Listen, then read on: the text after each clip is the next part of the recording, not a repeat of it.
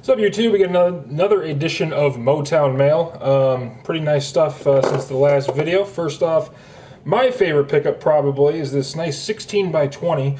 I bought it because it's signed by Dick Butkus, and I'm not really sure who the quarterback is. Used to play for the Colts apparently, but comes with a nice certificate of authenticity. Comes from Exclusive Sports and Promotions, which is a company that runs like card shows and whatnot, kind of like TriStar Mounted Memories. Comes with a little credit card COA, but signed by Dick Butkus and unknown quarterback. Actually, I think it's Johnny Unitas. So this is a 16 by 20 signed by Dick Butkus and Johnny Unitas. I got a stupid price on this because it was just a horrendous description and a horrible ending time, and there's just a few idiots in the world that are up early on a Saturday morning checking eBay, and I'm one of them, and it paid off because that's how I got this piece. Really excited about this. Brandon Marshall got traded today, so I have a 16 by 20 of Brandon Marshall that no longer fits my collection, so that'll be replacing it. So really happy about that. Really excited. Like I said, stupid price on it. The 8 by 10s of that image certified go for a lot more than I paid for that 16 by 20. So really excited about that. So really happy to add that to my collection.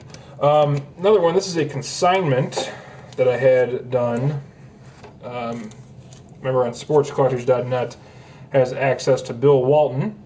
Bring it down here, and I was finally able to get this 8 by 10 completed. Got it signed by Mr. John Wooden probably 6-7 years ago. For some reason, I never tried to get it signed by Bill Walton. Someone said they were able to get Walton's autograph for like $10 per item, so I jumped on that immediately. Asked him to have it signed in black so it matches John Wooden. That's the only reason I had it signed in black. Usually I'm a blue guy, but that turned out absolutely perfect. Really happy to add that, or actually complete that for my collection. Sorry for the abrupt ending. Memory card, of course, cut out on me.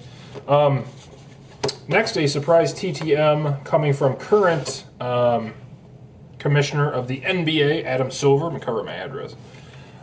Signed by Sports Illustrated, perfectly there in silver.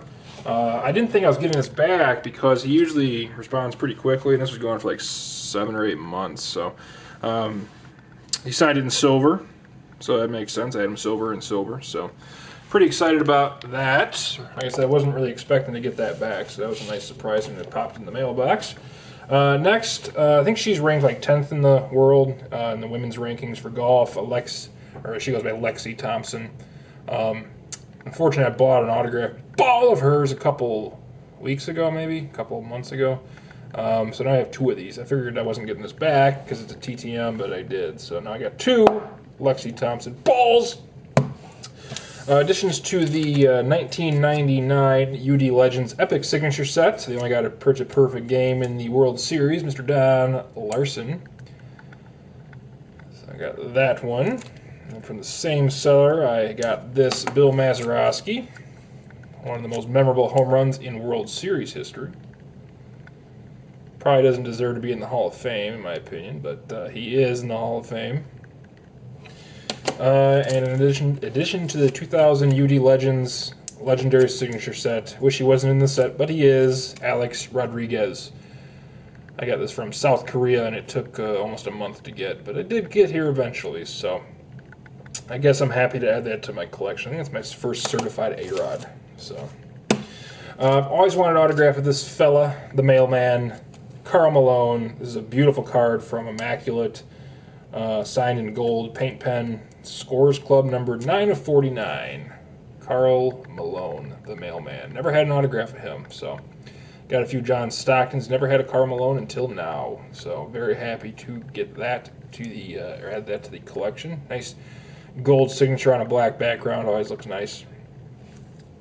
TTM right here, he charges $10 per signature. Can't beat it. Unfortunately, the post office did bend the card up a little bit, but it's a vintage card, so it just kind of looks like it's supposed to be that way.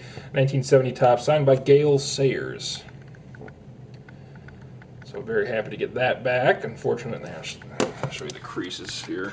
They're not horrible. Like I said, it's a vintage card, so it's more like wrinkles. It didn't look like that when I sent it, so that's kind of a bummer. But for the price, can't beat it. It's my first vintage Sayers autograph. Let's see, 1990 Score Edition. Chuck Finley. Traded some in-person autographs that I got in minor leagues for that. That's a toughie to get out of the way, so that's pretty cool.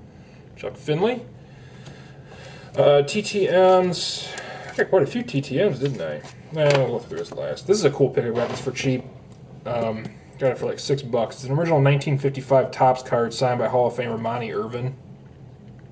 For the price, you just can't beat it. I mean, it's unbelievable how cheap some of these vintage autograph cards go for compared to the crap that they're selling today. I mean, just the quality autograph, and Monty Irvin, you know, one of the first African Americans to play Major League Baseball. That's just a beautiful card. 1955 Topps original. Hall of Fame autograph for $6. I mean, can't beat that. Speaking of modern day crap, actually this one, he's got a nice autograph, this guy. I got this 4-card lot of autographs from Panini Prism this year.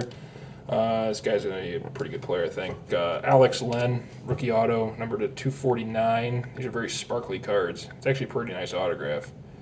Got every letter. Granted, his name's only 7 letters total, but still a pretty nice autograph of Alex Len. And the same lot came with Jay Crowder, who's been picking it up a little bit. Went to Marquette. It's with Boston now. And a couple of really crappy looking autographs. Contavious Caldwell Pope, which I can't blame him for abbreviating that name. Numbered to 249, rookie auto, KCP. I did get a number 1 in there though, so that's something. And this guy, pretty good player, Gorgie Dang, playing for the Timberwolves, rookie auto number to 149, because that's the red Prism deal. They're very sparkly though. Princess didn't even probably like these cards just because of the glitter. So we'll come back with part 3. And part 3 of the video, just 3 TTMs of old Cubbies. First off, George Altman signed 2 cards for me, a 1966 Topps, a 1967 Topps, and both of my protective index cards. Nice little inscription on the bottom, 2-time All-Star, 1961 to 62. And they also included a little business card type deal promoting his book entitled My Journey from the Negro Leagues and Beyond, signed by George Altman. So that's kind of cool. I got Al Spangler on a nice 1968 Topps card, signed perfectly in blue Sharpie. Signed that for me. And a pair of index cards. Real nice looking autograph right there. And lastly, TTM success from former Cub, former Giant. Who else did he play for? Yankees, Pirates. Rick Russell signed. I'm sorry, I got one more after this. Rick Russell signed this giveaway card. This is actually a giveaway from a Cubs game from 2013. So I was able to get that signed, as well as this 1990 Score, which I already had, but I got doubles of that now, and a 1976 Topps. And last TTM success, Glenn Beckert signed my Cubs giveaway card. Again, this is from that giveaway that I was at the game. They're giving away these cards. Glenn Beckert, he does charge $2 per signature, but one of the Cubs greats. So I got that, and he also did sign my index card. So according to my math, and I'm an accountant, that breaks down to $1 per autograph because he signed the index card. So I also got a thank you written on my self-addressed envelope from Mr. Glenn Beckert. So that's kind of cool. So I'll just put out the index card. So that's it. That's all I got for now, guys. I want to thank you all for watching, and as always, please stay safe.